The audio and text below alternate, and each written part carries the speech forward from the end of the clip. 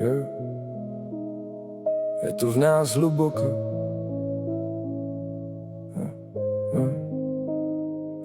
Jako ty stromy, co tu stojí věčnost. Sleduju krajinu, jak se mění s každým ránem.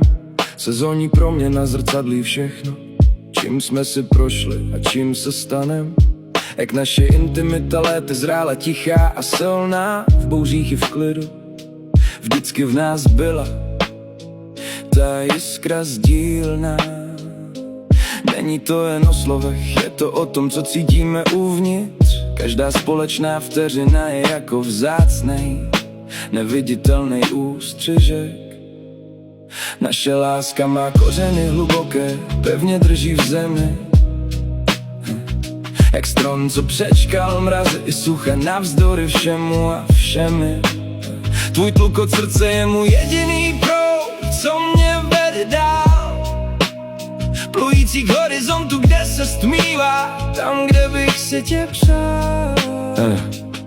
Život je řeka, co teče skrz hory a údolí citů. Hledáme pravdu v dotecích, v tichu ranních rozbřesků a mýtů.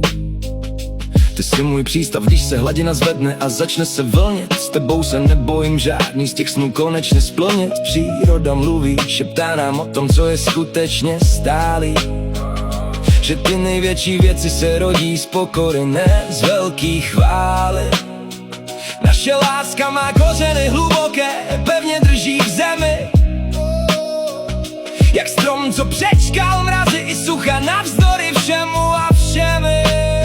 Tvůj tlukot srdce je můj jediný proud, co mě vede dál. Plující k horizontu, kde se stmívá, tam, kde bych si tě přál. Kde se smívá, tam tě najdu. V tlukotu srdce, v kořenech zůstáváme v tom.